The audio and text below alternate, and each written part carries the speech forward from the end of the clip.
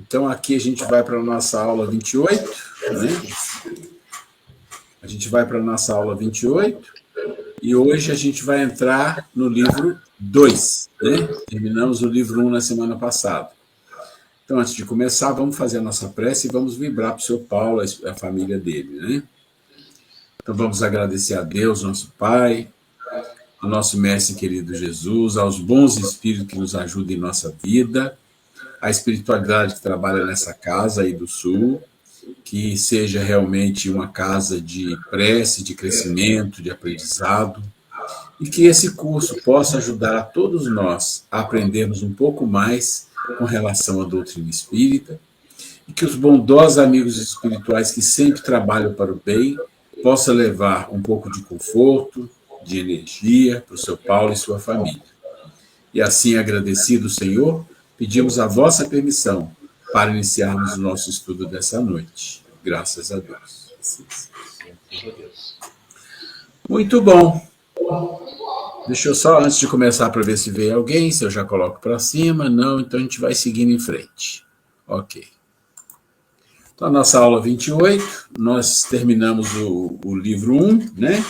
Deus, criação, princípio vital e tudo isso. Estamos entrando no livro 2. O livro 2 é o livro mais longo, né, o maior que tem no livro dos Espíritos, na doutrina, mas nós vamos trabalhar com ele no início um pouco igual e depois nós vamos modificar, porque ele tem duas maneiras de você trabalhar, que é pergunta por pergunta, mas depois você tem um esquema que ele agrupa as perguntas por assunto, vai ficando mais interessante e não fica tão demorado, né, de ir um por um, uma pergunta por pergunta. Então, nós vamos começar a falar aqui do livro 2, e o livro 2 é o Mundo Espírita, ou Mundo dos Espíritos, né? Mundo Espírita, ou Mundo dos Espíritos, e aí nós temos que entender o que está escrito como se fosse o Mundo dos Desencarnados, porque nós também somos espíritos, mas aqui ele está se referindo ao mundo espiritual principalmente, tá? Então, livro 2, e aí... eu gostaria de fazer uma pequena reflexão antes da gente começar no livro 2, que já faz parte, mas é uma reflexão interessante, para que nós pensássemos na capacidade intelectual, de inteligência, de moralidade do Kardec. Por quê? Porque se nós imaginarmos por algum instante, nós... que chegasse a espiritualidade para nós e nós fôssemos o Kardec, imagine que cada um de nós se colocando no lugar dele, e falado para ele assim, olha, você vai ter um trabalho, e esse trabalho vai ser você trazer informações que nunca foram trazidas, né? É a primeira vez que vão trazer detalhes, muitas coisas que as pessoas não têm ideia, nunca ouviram falar, e você vai estar no momento onde você vai contrariar muito as religiões, que são as religiões que estão em voga nesse momento que nós estamos vivendo. Então, significa que você vai ter muita perseguição, e você ainda, além disso, além da ajuda espiritual que você vai ter, você vai precisar montar o seu processo, o seu método de trabalho, porque tem a responsabilidade do plano espiritual, e eles vão te ajudar, eles vão te proteger, mas a sua responsabilidade é desenvolver o processo, o método de como isso vai acontecer. Então, imagina a história assim, você está entrando num trabalho que você percebe que tem muitos protetores, tem muita gente ajudando, mas você está entrando numa coisa que é totalmente nova no mundo. Não é nova na cidade dele, não, é no mundo. Não existe esse tipo de estudo, de processo, né? E ele está entrando nisso e falando, olha, você vai entrar nisso e você tem uma responsabilidade que a tua parte é você desenhar o método, como vai fazer, como não vai, como você vai controlar, como você vai controlar se estão mandando informações equivocadas, porque você não pensa que os espíritos vão fazer tudo para você, não, você tem uma parte importante. Então, defina o processo, defina o método, como você vai trabalhar, com quem você vai trabalhar, que tipo de credibilidade tem. Eu estou citando só alguns pontos para a gente se situar como se a gente fosse essa pessoa, né? Como se a gente fosse essa pessoa com essa responsabilidade. Imagina, a complexidade do trabalho e a dificuldade. Então, Kardec tinha algumas coisas que nós não temos. Por exemplo, uma intelectualidade e uma inteligência muito grande, um nível espiritual grande, tudo maior que nós. Né? Oi? Moralidade. E tinha uma moralidade, né, que é também maior que de muitas pessoas, um nível espiritual maior. Ok, mas mesmo assim, ele está encarnado num mundo de expiação e provas, mesmo que ele veio como um missionário e tudo, mas ele está aqui nesse mundo de expiação e provas, sofrendo as agrúrias e às vezes alguns desejos, umas necessidades materiais. Não tem como, ele tem um corpo físico, né? Ninguém escapa disso. Tá bom. Então o que ele faz? Ele começa a pensar, junto com alguns companheiros que ele reúne, naquela situação. E o primeiro embate dele foi o embate de um cético. Né? O embate de um cético não. Como assim as mesas estão respondendo coisas, as mesas estão falando? Mesa não tem cérebro, mesa não é uma pessoa, mesa é uma coisa inanimada. Então foi cético. Não, de jeito nenhum. Mas com o passar do tempo, alguns homens que ele respeitava como pessoas assim idôneas, começou a falar para ele que tinha alguma coisa assim, porque as mesas estavam respondendo perguntas. Foi quando, então, através de um amigo, que era um magnetizador, inclusive, o convidou e ele aceitou ir verificar. E foi verificar. E lá ele vendo aquilo tudo, ele viu que tinha uma certa fantasia naqueles negócios e tudo, mas ele viu que tinha alguma coisa ali que estava necessitado de uma investigação maior. E logo depois ele foi apresentado a uma família que tinha duas filhas, né, adolescentes, uma bem jovem, a outra adolescente, e que elas davam comunicações, e que elas faziam comunicações. E ali ele começa um processo de uma reunião mediúnica, nos termos da época, acolher algumas informações da espiritualidade. E foi sendo trazido para ele algumas mensagens de incentivo, dizendo mais ou menos o que é que ele ia fazer, essas coisas todas. Mas ele tinha que montar o esquema, como que ele ia fazer, montar o processo, o método, olha quantas coisas novas aconteciam. Quantas coisas novas aconteciam. E a gente lembra que na época do Kardec é a época do iluminismo. O iluminismo, até hoje tem pessoas que defendem o iluminismo como uma coisa excelente, muito boa, mas não é bem assim. As pessoas que defendem o iluminismo como uma coisa muito boa, e ele tem uma coisa boa que é a parte racional, não são normalmente religiosas, porque o iluminismo do Auguste Comte acabou dizendo que não precisava religião, nada, a razão era suficiente. Então essa é a proposta principal. E aí o Kardec usou alguns princípios do iluminismo que era relativo à razão para montar o método. E isso é uma coisa interessante. E aí vocês pensam o seguinte, vocês estão entrando numa seara desconhecida, totalmente desconhecida. Espírito, mundo espiritual, as pessoas desencarnam e vão para lá, né? Totalmente desconhecido. Você tem que definir alguns princípios básicos. E para definir esses princípios básicos, o Kardec usou uma maneira de pensar com lógica e que foi usado para o início do Espiritismo, para ele definir onde que seriam os pontos que ele iria trabalhar com tal método, com esse método para cá e para lá. Então ele falou, olha, eu vou fazer uma investigação em alguma coisa que é desconhecida. Então, qual é o título, qual é o princípio que ele definiu do iluminismo do Auguste Comte, do positivismo? Né? Ele diz assim, olha, estrutura lógica da organização dos livros, para começar. Então, como meio de elaboração,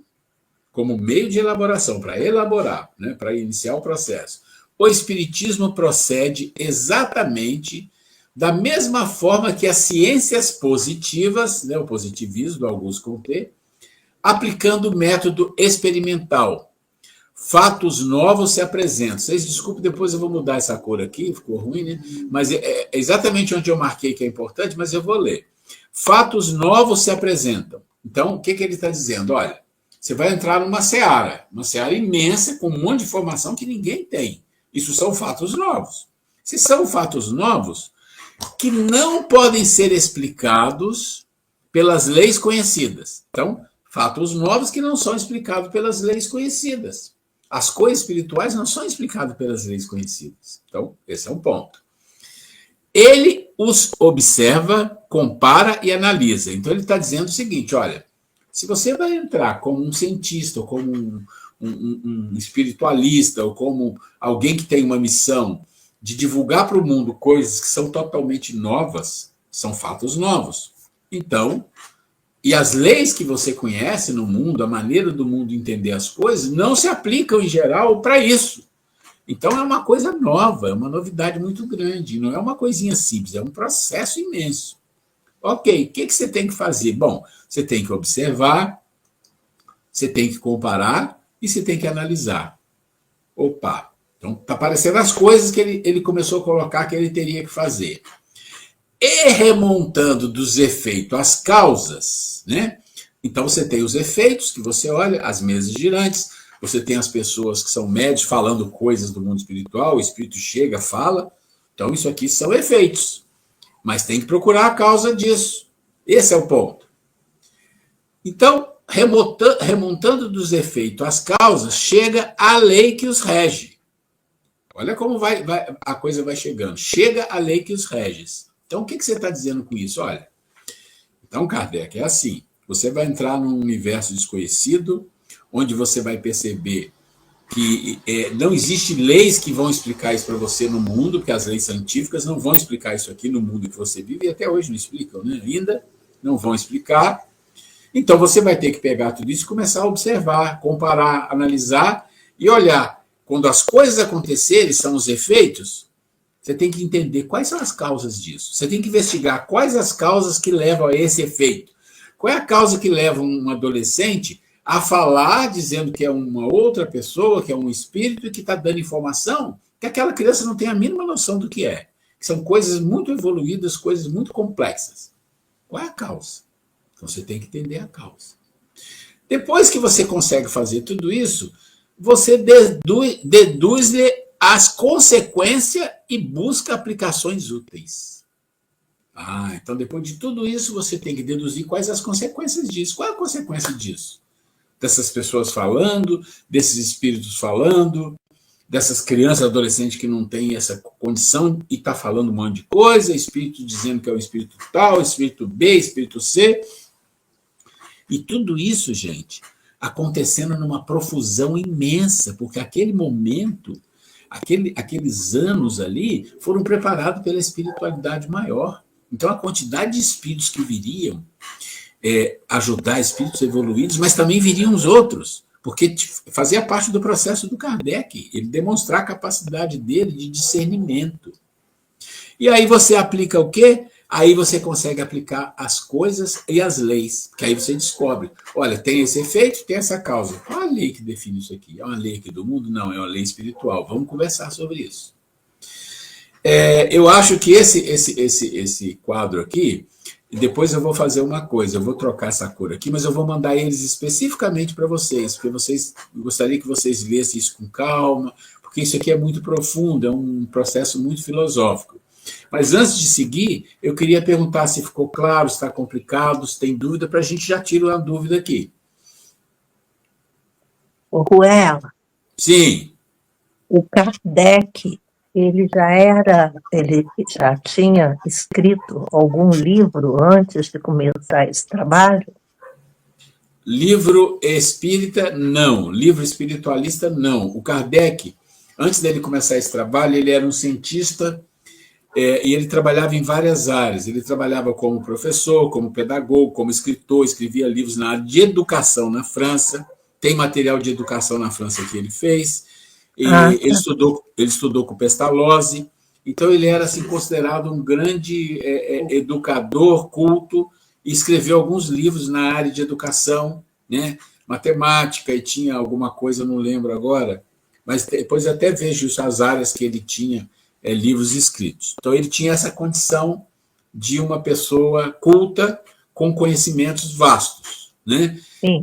Mas nessa área, não. Nessa área ele não tinha. Né? Nessa área ele não tinha. Tá bom. Tá bom? Tá. A minha pergunta é, essa maneira como ele começou o trabalho com esse texto do positivismo, e ele traduzindo isso para dentro de alguma coisa que ele iria começar, isso aqui faz sentido para vocês, ou ficou complicado, ou tem dúvida nisso, senão a gente segue para frente. Mas fiquem à vontade, gente. Eu gostaria de saber, que a gente, pelo menos eu já ouvi uma informação durante palestras que eu vi, estudei, que os adolescentes, eles não poderiam, pela condição deles, de física, de estar em desenvolvimento, não deveriam, não sei se não deveriam ficar dando mensagens, né, mensagens espirituais, fazendo esse trabalho. Mediúnico, E por que eles, que nessa época, essas duas adolescentes entraram nesse processo? Não são só essas duas, tiveram mais. Mas pense o seguinte, um trabalho desse tipo, ele iria criar no mundo um monte de pessoas fazendo críticas, debochando, duvidando, e críticas da religião que iria combater, e combateu isso de uma forma muito forte. Quando você coloca pessoas muito jovens, e essas pessoas são assistidas, e vieram com essa missão, esse é importante, né? Vieram com essa missão, eles iriam trabalhar ali, iria ter mais uma prova de que, olha, são adolescentes, não são pessoas cultas que está tirando da mente dele, entende? Então, para esses casos, é perfeitamente plausível. E pode ser que você tenha, até nos dias de hoje, alguma pessoa muito jovem trabalhando, mas você tem que perceber que se essa pessoa que é muito jovem, pode ser um espírito mais evoluído, missionário, e você vai entender isso. Mas não é uma regra em que, numa reunião mediúnica, ela credencie pessoas adolescentes para uma reunião mediúnica. Primeiro, porque para uma reunião mediúnica, nas casas espíritas de hoje em dia, com raríssimas exceções, eu espero que seja, a pessoa só adentra a uma reunião mediúnica depois de um tempo de estudo. Ela tem que estudar a doutrina, tem vários processos, cada casa tem um jeito. Mas o que eu conheço de tudo que eu já participei, a pessoa precisa passar por estudos básicos para depois pleitear, entrar num curso de mediunidade para depois pleitear, para depois ela participar de uma reunião mediúnica. Então você não vai ver adolescentes, pessoas muito jovens. Inclusive, nós estávamos discutindo isso esses dias, lá na casa que a gente frequenta, sobre a evasão de jovens que, depois que saem da mocidade, muitos deles, a maioria desaparece do centro. Isso é muito comum. E eu estava conversando com a pessoa, falou, olha, os centros falham nisso, porque os centros não criam, em geral, os centros não criam algo que é muito importante. É um elo de ligação. Quando o jovem está saindo de um processo, ele sentir atrativo, não é só obrigação, tem que fazer o estudo, ok, mas ele sentir uma atração que a casa vai oferecer para ele algo que seja atrativo e para que ele estude de uma forma didática que seja positiva. Porque você vê, ele sai da mocidade com um monte de gente falando a linguagem dele, de um jeito, e de repente você coloca ele numa reunião onde só tem pessoas adultas, e ele fica ali. Se ele não gostar muito, ele não fica mesmo. Então, hoje em dia, não é comum você ter jovem e adolescente por várias razões, e uma delas é a casa falha, e segundo, o jovem tem que passar, sim, por um processo de adaptação, fazer alguns cursos, que leva, às vezes, 2, 3, 4 anos, para depois ele ingressar numa reunião mediúnica. Então, essa é a razão porque realmente você não vai ver adolescentes e muito jovens, 18, 19, 20 anos normalmente, dentro de uma reunião mediúnica. Tá? Se alguém quiser acrescentar alguma coisa, fique à vontade. Toda essa introdução eu já estudei ela algumas vezes, mas me remeteu a uma parte do livro de Maria, que você e a Grace vão lembrar muito bem, dos 3 sacerdotes entrevistando, fazendo perguntas para Maria. Ela tinha 7 anos, e saindo de lá avexado, né? Constrangido, porque a minha missão a missão que Jesus tinha, e ela falando com 7 anos, com uma propriedade tão grande, que deixou eles sem graça, né? Falando sobre a exploração como chama? Dos fiéis, né? Esfolavam os fiéis para arrecadar e eles viviam no luxo. Me lembrei dessa parte aí. E outro detalhe, nessa introdução, fala-se de Kardec, fala das duas moças, mas é muito pouco falado sobre a esposa de Kardec, que foi o braço direito dele em toda essa trajetória, né? Mas se você assistiu o filme de Kardec, e na verdade as pessoas mencionam, porque a Amélie Baudin, né, ela teve um papel importante na doutrina depois que o Kardec desencarnou também, que tinha os escritos dele guardados, que virou até o Obras Póstumas, algumas pessoas contestam alguma coisa, mas isso não importa. Então ela teve um papel importante, mas teve um papel de estar do lado dele, porque é um espírito também de um certo nível ali, que estava ali ajudando, sustentando, porque isso é uma coisa importante, ter aquela pessoa que sustenta nas horas difíceis. Então, se a gente vê o filme do Kardec, a gente vai ver que ela se envolveu, ela deu aula, porque precisava ter dinheiro, que agora estava difícil, ele perdeu as aulas, sabe essas coisas? Então, é um corre, né? É um corre. Mas a Grace quer comentar.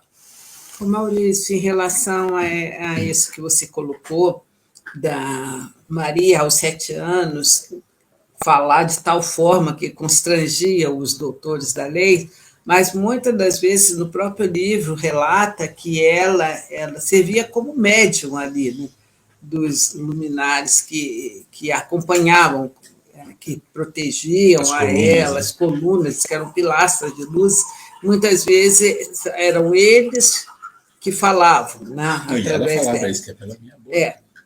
Mas agora interessante, eu quis falar isso, porque no caso de Jesus, é falado que ele falava por ele mesmo, desde pequenininho, tudo que ele falava não era através de ninguém, ninguém precisava usá-lo como médium. Ele era um nível maior, né? Então é muito interessante ver todas aquelas coisas que ele, criancinha, desde criança falava, era dele.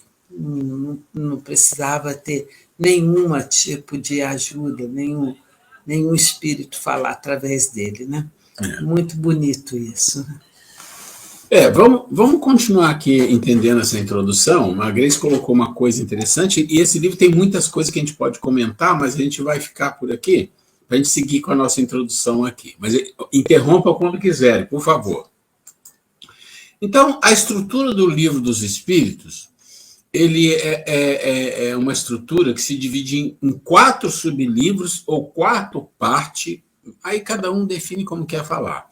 Que é o livro 1, parte primeira, né? Parte primeira das causas primárias. Aí que... Depois eu vou explicar essa coluna aqui, objeto de estudo, análise do objeto, essa coisa toda. Ele é 7% do livro. Depois o livro 2, que nós vamos começar hoje, é o livro 2 do Mundo Espírita, ou Mundo dos Espíritos, ou parte, né, segunda, 53% de todo o Livro dos Espíritos. O livro 3, que nós vamos falar depois, que é das leis morais, 30%, e o último livro 4, das esperanças e consolações, 10%. Vocês observam que nessa planilha aqui, ele vai falar qual é o objeto de trabalho, a análise, quais as consequências e quais as leis que regem. E quando você vem para cá, é exatamente isso. No livro 1, ele definiu o objeto de estudo. Então, o Kardec pensa assim, olha, objeto de estudo, tá bom, esse trabalho que nós vamos fazer, o objeto de estudo é Deus. Aí a conclusão é não. Por quê? Falar de Deus é muito restrito e é muito obscuro, então não vai ter nenhum livro, a gente percebe, né? A gente que fez o livro 1 já sabe como é que é. Aí ele fala, então, vamos falar das leis morais? Vamos, mas as leis, ou a formulação das leis, tem que vir entendimento depois que você tiver qual o objeto central de estudo. E qual o objeto central de estudo nesse trabalho que o Kardec ingressou? Ora, é o mundo espírita ou o mundo dos espíritos, claro. é um livro dos espíritos. Então, o objeto de estudo é a relação com o mundo espiritual, como é lá, o que acontece lá, quais os problemas, você desencarna, tudo isso. Você encarna, reencarna, e as deduções de interferência de um lado para o outro, tudo isso passou a ser o quê? A análise do objeto. A análise do objeto está aqui, ó, observa, compara e analisa. Né? Depois que você... Fatos novos, ok. Você observa, compara e analisa, você vai ver assim, ok, então qual é a lei que rege isso? A formulação das leis, são as leis morais, é o livro 3. Né? Oi, meu amor. Não, está acompanhando aqui, eu estou falando, né? Então, o livro 3 é a formulação das leis. Então, você fala assim, olha, começar o trabalho, primeira coisa, qual é o objetivo, qual é o objeto de estudo de tudo que nós vamos fazer aqui? O objeto de estudo é o mundo material. Não, o mundo material a ciência faz, então não vai ser. O objeto de estudo é Deus, a criação. Não, a criação tem a astronomia que está fazendo. E Deus, as religiões falam de Deus, nós vamos falar, mas o objeto de estudo de Deus não vai dar um livro pequeno, porque é muito obscuro a situação, é muito transcendente para nós. Então os espíritos estão trazendo as informações? Então nós vamos conversar com eles sobre tudo. E eles vão nos trazer as informações. Então esse é o objeto de estudo. Tá bom, mas aí nós temos que entender. Tem objeto de estudo, sabemos o que é, mas quais as leis que regem isso, então? Quais as leis que regem lá do outro lado? E quando vai para lá, e quando vem para cá, e eles nos influenciam, nós influenciamos ele, quais as leis que regem isso? Aí está aqui, no livro 3 das leis morais. E se você cumprir a lei ou não cumprir? As consequências. Dedução das consequências. Dedução das consequências é o quê? Livro Céu e Inferno, onde o Kardec teve informações, teve mensagem de espíritos que estavam felizes, estavam tristes, estavam decepcionados, estavam odiando, estavam com raiva, estavam em desespero, tinha de tudo. Daí ele começa a olhar aquilo tudo e fala, peraí, então eu vou entender, por que você está assim? Por isso. Por que você está assim? A mesma coisa em outro lugar, por isso. Ele foi fazendo isso.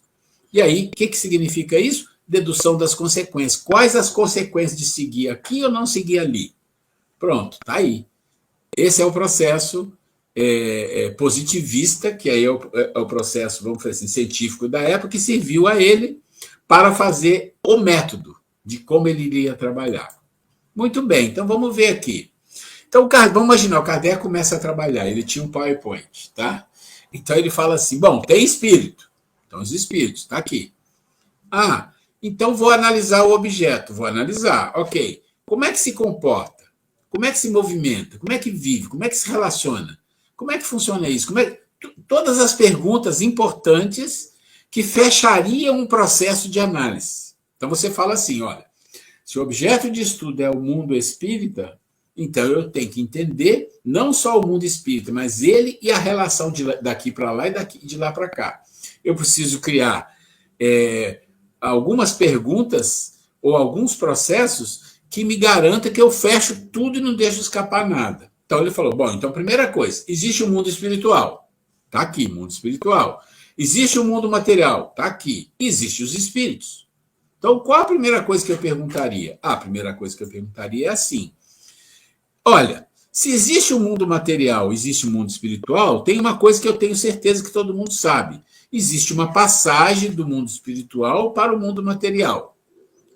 Uma passagem do mundo espiritual para o mundo material. O que significa isso? O nascimento. As pessoas nascem, as pessoas chegam. Aqui nós falamos, as pessoas encarnam, reencarnam. Então, a passagem do mundo espiritual para o mundo material deve ter leis, deve ter regras, deve ter coisas que acontecem. Então, nós temos que ter um capítulo para discutir isso com os espíritos. Beleza. Mas tem um segundo, né? Ele falou, mas tem um outro. Já que tem isso, vamos ver o que tem o outro. O contrário. E quem morre? Então, quem nasce e quem morre. Ora, quem morre ou desencarna é a passagem do mundo material para o mundo espiritual.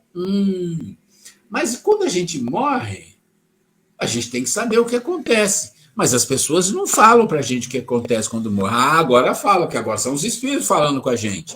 Quando eu desencarno, o que acontece? Quem vem me ajudar? Quem não vem? eu estou feliz, eu estou triste, estou com raiva, eu sou uma pessoa muito complicada. Como é que funciona isso tudo quando a pessoa vai para o mundo espiritual? E lá no mundo espiritual, o que que tem? Como ele chega aonde? Como que ele chega? Está aqui. Ah, mas tem mais coisa, não é só desencarnar e encarnar. O que mais que tem? Ah, tem o 3. Tem o 3. E o que é o 3? O 3 é vivendo no mundo espiritual. Opa! Aqui vem as complexidades. Que aqui ele está falando assim, tá bom, desencarnei. Cheguei lá. Chegou lá. E como é que é viver lá? Vocês concordam que isso é complexo? Porque viver lá significa muita coisa. Para onde você foi? Primeira coisa. Não é assim? Primeira coisa é para onde você foi. Dependendo para onde você foi, é um jeito, dependendo é de outro. Isso está no Céu e Inferno, de Kardec, ele vai mostrando pessoas vivendo no mundo espiritual em situações completamente diferentes. Né? Então, vai ter muita informação discutida com os espíritos, informações, onde vai mostrar como é que é viver no mundo espiritual. Ah, tá bom. Mas tem também vivendo no mundo material. Bom, mas isso a gente já sabe. Não, mas aqui tem outras coisas. Os espíritos vão dar informações que, quando a gente vive aqui, tem algumas coisas que nós temos que nos preocupar. Quais as leis que nós temos que seguir para viver no mundo espiritual, para a gente ter uma vida melhor, mais feliz, mais harmônica? Quando a gente vai para o mundo espiritual, tem a consequência de como nós vivemos aqui. Opa, uma coisa vai agarrando na outra aqui. Tem mais, tem os 5. Agora é interessante, olha só.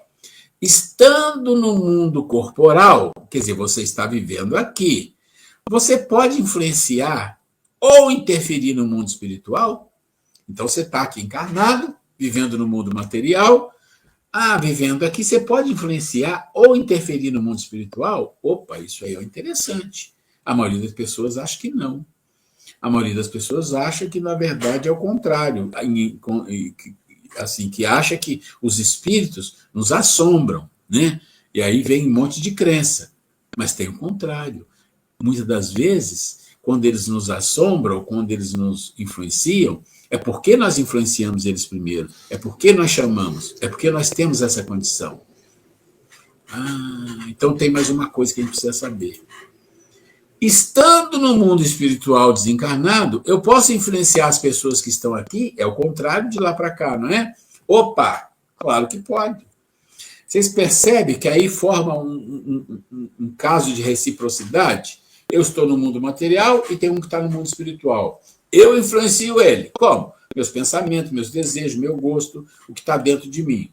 Ele olha aqui e fala, eu também gosto disso, vou ficar lá junto dele sugando as energias. E ele veio fazendo o quê? O 6.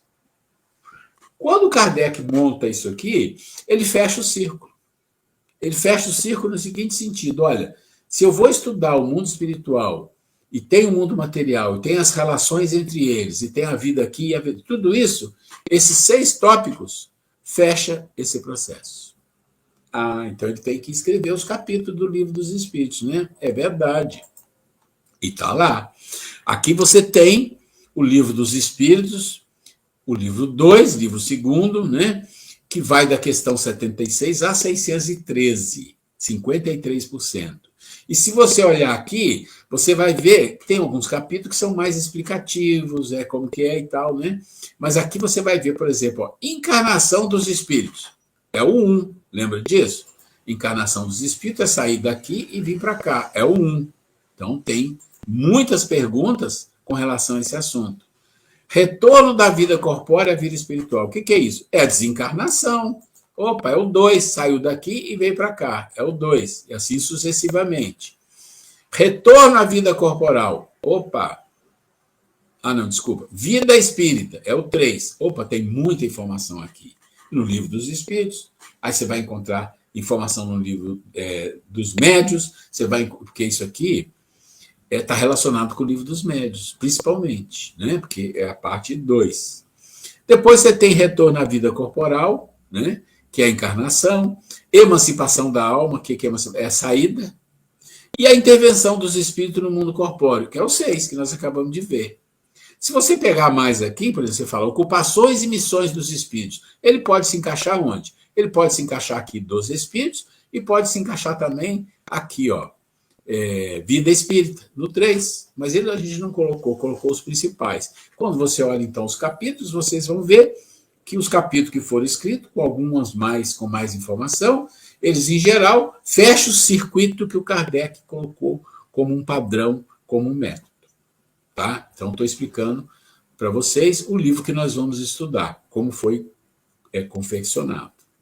Bom, então, aqui nós vamos então para o capítulo 1. E o que é o capítulo 1? Dos Espíritos. Dos Espíritos.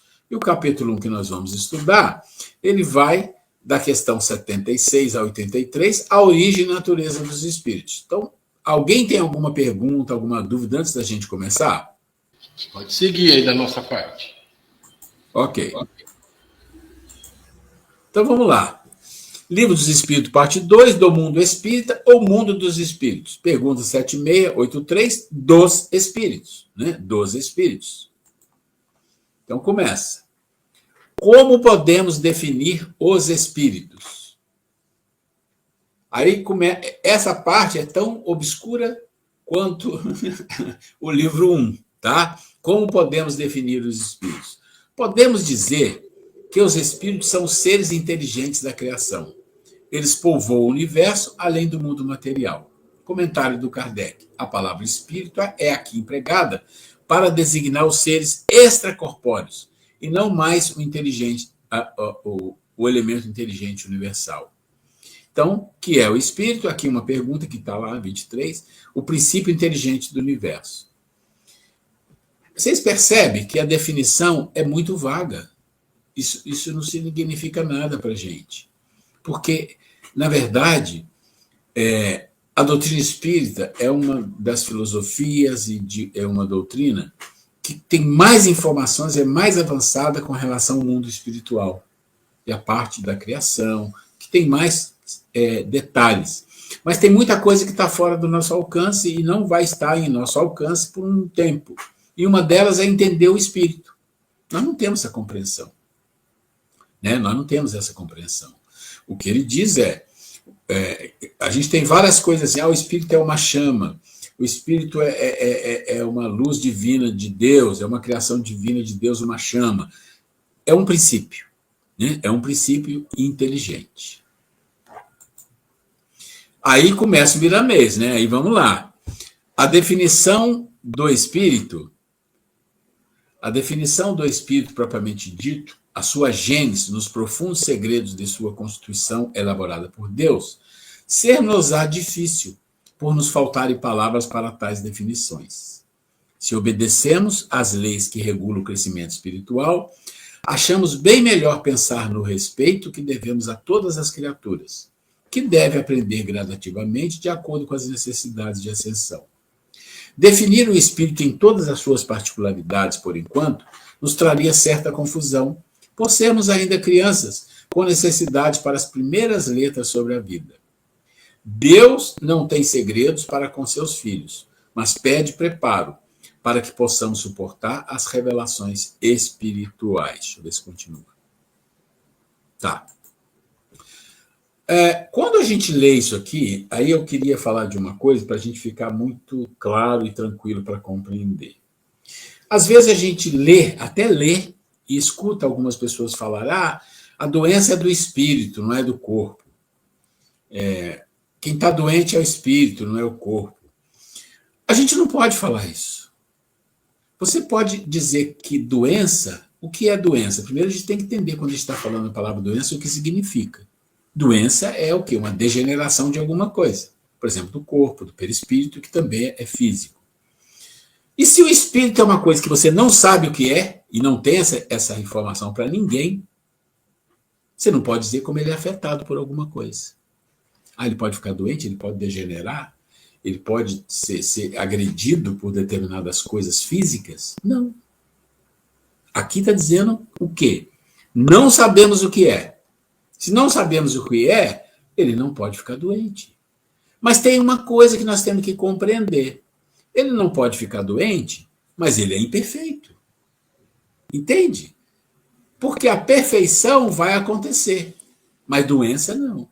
Então imagina o seguinte, que o espírito é uma chama, uma luz divina, né? E ele é incorruptível. Mas ele não é perfeito. Ele tem que aprender. E não ser perfeito e ter que aprender não significa que é doente. Doença é uma coisa física. É uma coisa física. Você fala, mas mental também é físico. Então, quando você fala, meu corpo ficou doente, essa doença a gente sabe que acontece por várias razões, principalmente por desregramento, ou por idade, ou por mil coisas, por dívida kármica, o que for. A gente sabe que o perispírito também é afetado. E o que significa ficar doente no corpo? É ruim, a gente sofre, ok, mas o que significa isso? Significa que a vida está falando, olha, tem um recado para você. Só que a nossa condição espiritual ainda não é de compreender isso de uma forma clara. A gente pode até ler e compreender de uma forma assim, né, como uma informação, mas de forma clara nós não compreendemos isso ainda. Que todo o processo de doença física é nós que buscamos, e quando ela se apresenta, significa precisamos fazer algo com isso. Claro, além de buscar a cura física, a preventiva, tudo isso, não estou falando disso, mas nós temos que fazer algo espiritual no sentido de buscar uma compreensão da vida, uma racionalidade. Será que eu estou fazendo as coisas que me levam à lei? Né? Porque existe uma diferença da questão do sofrimento, doença, perfeição e imperfeição. As pessoas sofrem porque não são perfeitas. E não sendo perfeitas, o que acontece? Elas cometem falhas, elas cometem equívocos, elas se voltam para a animalidade, elas se voltam para os egoísmos, para os vícios, e aí isso causa uma doença física. Mas por que causa uma doença física? Porque é o mata-borrão. O corpo físico e o perispírito é como se fosse um mata-borrão.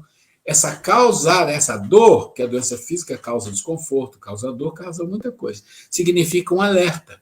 Ó, desperte a sua consciência. Você está sofrendo, tem uma coisa que você não está fazendo direito. Então, eu só estou colocando esse adendo, isso não faz parte do processo, esse adendo, porque nós estamos falando de uma coisa importante, que às vezes as pessoas colocam uma coisa, e às vezes colocam assim de uma forma simbólica, e pensa que todo mundo entende, não é assim.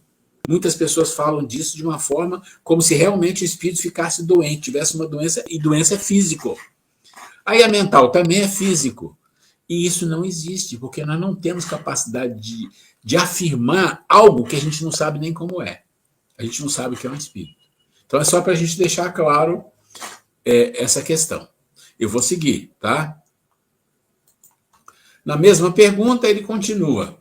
Aqui o capítulo 11 da Gênesis, né? Aqui não é mais o Miramês, é na Gênesis. Então diz assim: a existência do princípio espiritual é um fato que, por assim dizer, não precisa de demonstração, do mesmo modo que o da existência do princípio material. É, de certa forma, uma verdade axiomática. Ele se afirma pelos seus efeitos, como a matéria pela edição própria. Então, está dizendo assim, a existência de um princípio espiritual e um princípio material é uma questão de um axioma. Esse axioma, o que significa? Não tem como contestar, ele é a causa principal. Né? Não tem como contestar. A ideia intuitiva e a força do raciocínio, o espiritismo junta a sanção dos fatos, a prova material da existência do ser espiritual, da sua sobrevivência e da sua imortalidade, e da sua individualidade. Torna precisa e define o que aquela ideia tinha de vago e de abstrato. Mostra o ser inteligente a atuar fora da matéria, quer depois, quer durante a vida do corpo. Então ele está dizendo assim, olha, aquela questão de abstração, você viveu, morreu, isso é o espírito. Minha alma vai ficar em algum lugar, um dia vai ser julgado, ou não existe, tem mil informações. O que está dizendo assim, o espiritismo mostra que não é assim, que existe processo que acontece, que o mundo espiritual tem coisas acontecendo, vocês vão saber das informações, tem tudo isso. Tem as comunicações, tem os espíritos que vêm para trazer conforto, né, as cartas de Chico para as mães, tem os espíritos que vêm para dar informação, para ajudar, tem tudo isso. Então, é muito diferente da crença, né, que nós tínhamos sem o espiritismo. Aqui ele já mudou, né? Já mudou a pergunta. De 76, ele foi para 77. Continua o mesmo item, do mundo espírito ao mundo dos espíritos. Os espíritos são seres distintos da divindade? Ou não seria mais do que emanações ou porções da divindade? Por essa razão, chamados filhos de Deus? Então, a pergunta, né? Ele é distinto ou ele é uma emanação, uma porção, né?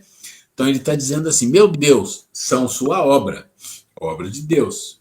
Precisamente como acontece com o homem que faz uma máquina. Essa é a obra do homem, e não ele mesmo. Sabes que o homem, quando faz uma coisa bela e útil, chama sua filha sua criação. Pois bem, dá-se o mesmo com Deus. Nós somos seus filhos, porque somos sua obra. Então, também isso aqui define muitas confusõezinhas que acontecem aí, talvez não no Espiritismo, mas em outros lugares, né? Somos parte de Deus. Em algumas filosofias, até que eu conheço, fala que Deus é o próprio universo, Spinoza, né? Eles analisam assim, que tudo que existe é uma parte de Deus. Não, não é, é a criação. Tem que entender, existe o Criador e a criação, ponto. Ali tem uma distinção imensa, imensa. Por mais que o espírito seja puro, a distinção é outra coisa. A criatura vai chegar num nível que nunca vai ser Deus. Vai ser um espírito perfeito, vai fazer tudo isso, né, e tudo mais, mas Deus, não. Deus é outra coisa. Tá? E aí o comentário do Miramês. De onde originou-se o espírito? Ele é parte do Criador ou gerou-se espontaneamente? São frequentes essas perguntas em todas as classes, em quase todas as religiões. Na verdade, a origem do espírito se perde nas noites de bilhões de anos, de maneira a escapar. E ele só colocou esse bilhões, gente, porque é só para dar um susto, porque não tem tantos de anos, não tem, né? De maneira a escapar às deduções e às especulações humanas. Temos a dizer que ele é criação de Deus e não parte do Todo-Poderoso. A alma é máquina divina feita pelas mãos de luz do inconcebível. De sorte que somente ele entende e conhece a sua obra. Percebe por que nós não podemos dizer o que é um espírito? Está escrito aqui. Somente Deus sabe. Né? Basta, por enquanto, estudarmos e começarmos a praticar as regras ensinadas por Jesus, que neste clima perceberemos os primeiros elos que nos prendem ao Criador e objetivo da própria vida. E quantos minutos falta? 6. Falta 6 minutos para acabar. Gente, nós não vamos para frente não, tá? Seria a questão 77. Temos aí uns minutinhos. Eu vou sair, se alguém tiver alguma pergunta, alguma dúvida, para a gente aproveitar, tá? Vamos lá? Qualquer dúvida, qualquer coisa que não ficou claro. Não, esse assunto é maravilhoso. Eu adoro a parte do livro que eu prefiro. E eu vejo, eu tenho uma teoria sobre os espíritos. Eu vejo quase com uma certeza que ele foi criado muito antes de existir um mundo corpóreo, que vieram os espíritos já de luz e que ajudaram na criação, os espíritos que eram parceiros dos Cristos, de vários outros mundos. Como é que é, o Maurício? Fala um pouquinho mais alto, por favor. Eu tenho comigo que a criação, os espíritos, eles vêm muito antes do mundo corpóreo, muito antes de existir na Terra, porque eles ajudaram, vejo eles como os auxiliares de Deus na criação de tudo, né? Então eram espíritos de luz que ajudaram na concepção disso tudo que a gente entende como mundo. Então os espíritos, a matéria veio muito depois da existência desses espíritos, né? Mas vamos lá, vamos entender uma coisa. Está escrito na doutrina espírita que a criação começou, princípio espiritual e princípio material. Então não vieram nenhum depois do outro. Vieram juntos. Mas não era espírito. Era princípio espiritual e princípio material. Quem assistiu aquela aula da circunferência que eu faço, isso fica claro. A gente não pode, para a gente entender, a gente não pode, a gente tem que dar um corte. Falar, começa aqui, mas não começa aqui, mas a gente tem que dar um corte. A gente não pode imaginar, por exemplo, a gente pode imaginar assim, aqui na Terra, os espíritos que vieram aqui já existiam, parece que tem alguma coisa aí, algum microfone aberto. A gente não pode pensar assim, olha, os espíritos vieram encarnar aqui, mas já existia espírito antes. Claro, mas porque a Terra é de agora. Não é assim. A questão aqui é uma questão de compreensão de início. E de início, princípio espiritual e material foram criados no início. Esse início, a gente fala no início, porque a nossa mente não comporta falar, olha, não teve início, o negócio é lá. Então vamos ficar no início, mas não tinha espírito antes. Tinha Deus, né? Tinha Deus e ele criou. E quando ele criou, ele não criou a estrela, criou o sol, não, nada disso. Ele criou um princípio material e um princípio espiritual. Eles entram numa jornada com mais outras coisas que vêm, que significa a energia vital, o princípio vital que nós falamos. Isso tudo vai se modificando, e vai gerando tudo que existe, tanto no mundo espiritual quanto no mundo material. Só que concorda, vamos lá, nós aqui da Terra, nós estamos inseridos nesse processo universal, mas em algum momento, e nesse momento que nós estamos inseridos, muito antes disso, bilhões, trilhões de anos atrás, já tinha criação, então já tinha espírito evoluído, muito evoluído, tudo isso. Mas a gente está tirando isso da discussão, porque para a gente entender a mecânica, tem que compreender que o livro dos Espíritos fala bem claro, foram criados princípio. Não tinha espírito, era princípio. O princípio espiritual se torna espírito em algum momento, mas não é um momento de anos, não, é coisa, né? Ele se torna espírito. Assim como o princípio material se torna o quê? Se torna um dia um ser humano, mas passa por uma evos e evos de eternidade e de evolução. Então eu entendo o que você fala, no sentido de que se eu pensar assim, mas quando apareceram os espíritos na Terra, já tinha espíritos evoluídos, tinha, porque porque já tinha evolução há trilhões de anos.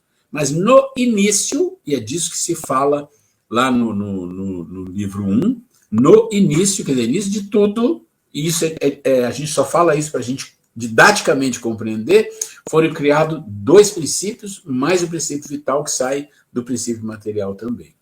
Basicamente é isso. Agora, o quê? Tá claro? Ficou dúvida aí? Entendi perfeitamente, foi ótimo. Então tá bom. É o princípio, tá certo.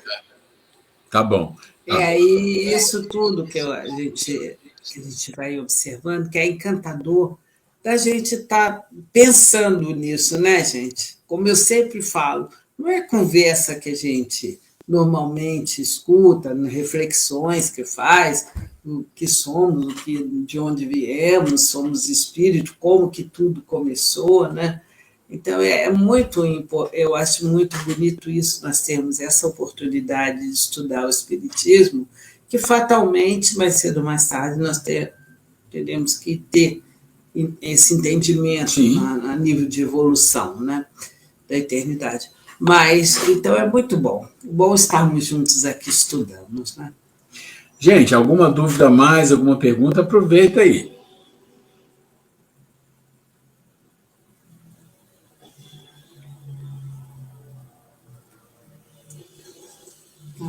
Tá tudo bem? Então, vamos lá, vamos fazer a prece, vamos encerrar. Né? Tá na hora de você faz pra gente? Faço. A Grace vai fazer a prece. Como que é o nome do senhor, né? Seu Paulo. Seu Paulo, isso. Então, meus queridos amigos aqui do Sul, né?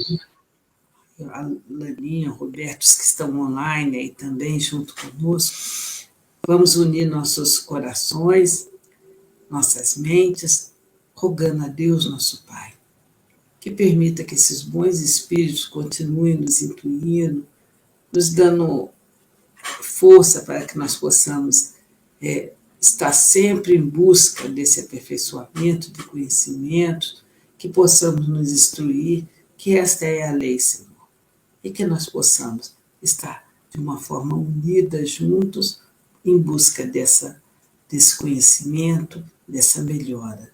a cada dia.